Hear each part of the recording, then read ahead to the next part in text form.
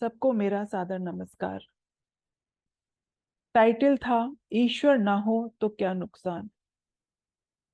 मैंने जब ये टाइटल पढ़ा तो मुझे उत्सुकता हुई कि इसमें इस लेख में क्या लिखा है।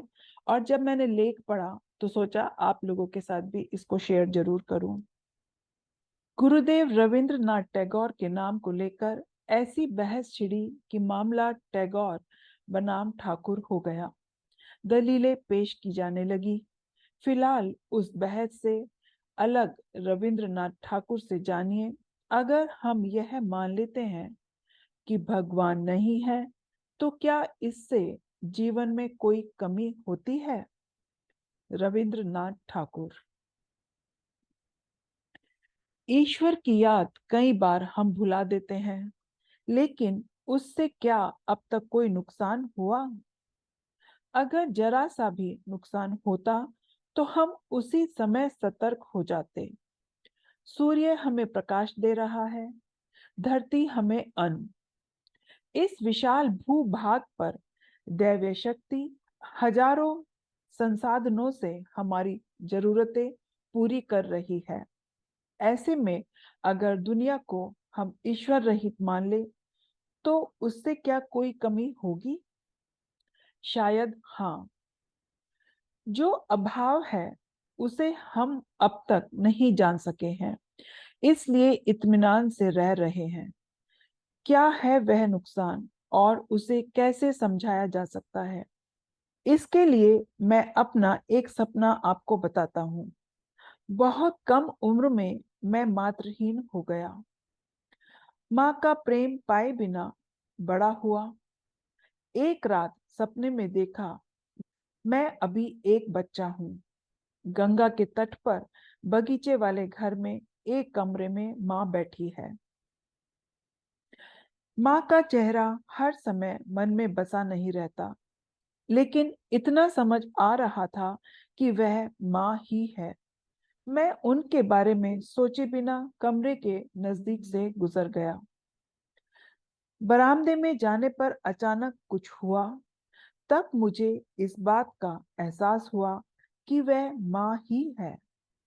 उसी समय उनके कमरे में गया और उनकी चरण धूलि को सिर से लगाकर प्रणाम किया। उन्होंने मेरे हाथ पकड़कर कहा, तुम आए हो। यही सपना टूट गया।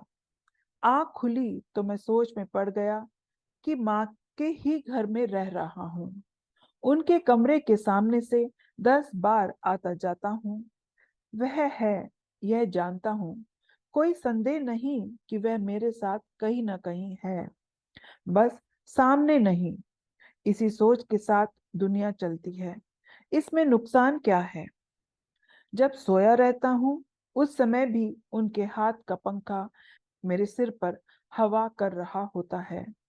सिर्फ इतना ही नहीं होता कि वह मेरा हाथ पकड़ कर कहे, तुम आए हो। अन्न जल धन जन सब कुछ है, लेकिन वह आवाज और स्पर्श कहाँ? मन अपनी पूरी सजगता या बेचैनी में यही तलाशता है। जब चाहकर भी वह नहीं मिलता तो संसाधनों से भरे घर में यहाँ वहां खोजता है। तब उसे अन्न जल कुछ भी नहीं भाता। एक बार अच्छी तरह सोचकर देखिए, दुनिया में हम किसी वस्तु या मनुष्य के बेहद करीब मुश्किल से जा पाते हैं। रोजाना करीबी रिश्तेदारों के पास आना जाना होता है, लेकिन सौभाग्य से क्षण भर ईश्वर के करीब पहुंच पाता हूँ। उससे कई बार एकांत में बातें की हैं, साथ में सुबह शाम बिताई है।